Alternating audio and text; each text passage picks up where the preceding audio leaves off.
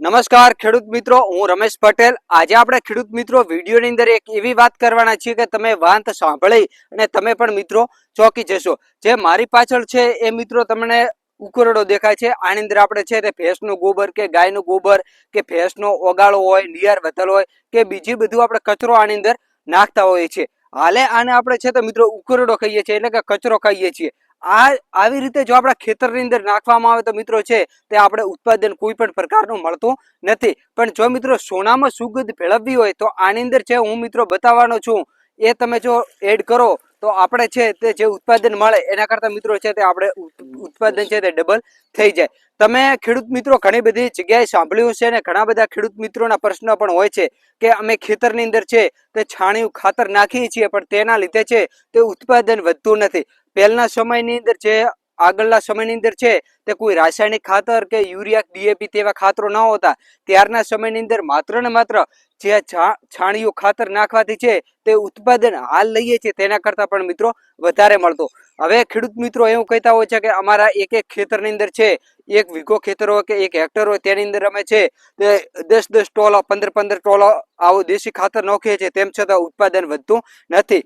મિત્રો તમે જે ખાતર નાખો છો તેની રીત છે તે મિત્રો એકદમ ખોટી રીત છે. તમે મિત્રો એક બાજુ 15 ટોલો ખાતર નાખો અને એક બાજુ મિત્રો છે તે આ 2 ટોલો ખાતર નાખો ને એટલું મિત્રો ગણ આવશે. એ મિત્રો છે 2 ટોલાનું ખાતર છે તેની જો મિત્રો તાકાત વધારવી હોય તો તેની અંદર આપણે છે તે પ્રાકૃતિક ખેતી કરવા માટે જે વસ્તુઓની જરૂરી છે, જે જીવામૃત, એ જીવામૃત આ ખાતર ઉપર આપણે નાખવાના છીએ. જેના લીધે આ ખાતર છે તે ઘન જીવામૃત બનશે. એક બાજુ તમારે 15 ટોલો જેટલો ખાતર એક ખેતરની અંદર નાખવાનો, એટલી ને એટલી જમીનની અંદર આ જે જીવામૃત એડ કરીએ એ ખાતર તમે એટલા ને એટલા ખેતરની અંદર 2 ટોલો નાખશો તો આનું ઉત્પાદન છે તમને વધારે જોવા મળશે. તો આપણે જે આ ખાતર છે આની અંદર આપણે જીવામૃત એડ કરવાના છીએ.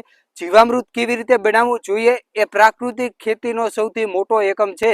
જો ખેડૂત મિત્રો તમે પ્રાકૃતિક ખેતી કરવા માંગતા હો તો જીવામૃત, ઘન જીવામૃત છે, બીજામૃત છે, એવા આયામો મિત્રો તમને આવડવા જોઈએ. અને પ્રાકૃતિકથી પકવેલી કોઈ બી વસ્તુ હોય એ બજારની અંદર હાલ 24/7 તેની માંગ રહેલી હોય છે અને તેના છે તે ભાવ પણ મિત્રો સારા આપણને મળે છે. તો આની અંદર આપણે છે ટૂંકની અંદર વાત કરીએ તો આની અંદર આપણે જીવામૃત છે એ જીવામૃત એડ કરવાના છે. જીવામૃત કેવી રીતે બનાવવું જોઈએ જેને નીચે ડિસ્ક્રિપ્શન બોક્સની અંદર લિંક પણ મૂકેલ છે. એ વિડીયો દેખીને તમે જીવામૃત બનાવી શકો છો. 5-6 દિવસ જીવામૃત બનીને તૈયાર થઈ જાય પછી સવારની અંદર છે તે આ ઉકરડાની અંદર આપણે છે તે આ લકડાની મદદથી આવી રીતે હોલ પાડી નાખ્યા છે અને પછી આની અંદર આપણે છે તે જીવામૃત એડ કરીશું. જેના લીધે તેની અંદર રહેલા બેક્ટેરિયા જે આપણા ખાતરને છે તે એકદમ મિક્સ કરશે, જેના લીધે બેક્ટેરિયાનું પ્રમાણ વધશે અને આપણા ખેતરની અંદર નાખીશું તો ઉત્પાદનનું પણ પ્રમાણ વધશે. અને ખેડૂત મિત્રો આવા દરરોજના વિડીયો જોવા માટે તમે અમારી યુટ્યુબ ચેનલને સબસ્ક્રાઇબ કરો. મિત્રો વાત કરીએ તો તમે કયા જિલ્લાના વતની છો એ પણ કોમેન્ટ કરીને જણાવજો અને તમે પ્રાકૃતિક ખેતી કરો છો કે નથી કરતા એ પણ કોમેન્ટ કરીને જણાવજો. જય દ્વારકાધીશ, જય ઠાકર, જય મુરલીધર.